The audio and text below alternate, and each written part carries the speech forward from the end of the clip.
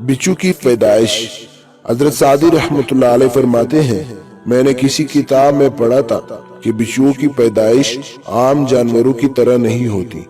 اپنی ماں کے پیٹ میں جب یہ کچھ بڑا ہو جاتا ہے تو اندر سے پیٹ کو کاٹنا شروع کر دیتا ہے اور یوں سوراخ کر کے باہر آ جاتا ہے۔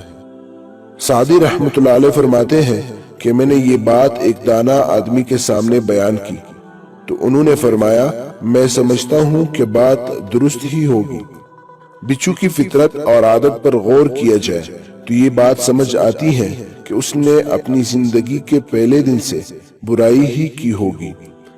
حضرت سعدی رحمۃ اللہ علیہ نے اس حکایت میں بچھو کی پیدائش اور فطرت کا حوالہ دے کر بد فطرت لوگوں سے علیحدہ رہنے کی تلقین فرمائی ہے۔ جو شخص اپنوں سے وفا نہیں کرتا وہ غیر کا کیسا ہو سکتا ہے؟ دوستو، اگر آپ کو آج کا یہ ویڈیو پسند آئی ہے تو اسے ایک پیغام سمجھ کر اپنے دوستوں سے ضرور شیئر کریں، اور مزید ایسے خوبصورت ویڈیوز کے لیے ہمارا پیج تبلیغی جماعت پاکستان ضرور لائک کریں۔ اپنا خیال رکھیے۔ السلام علیکم۔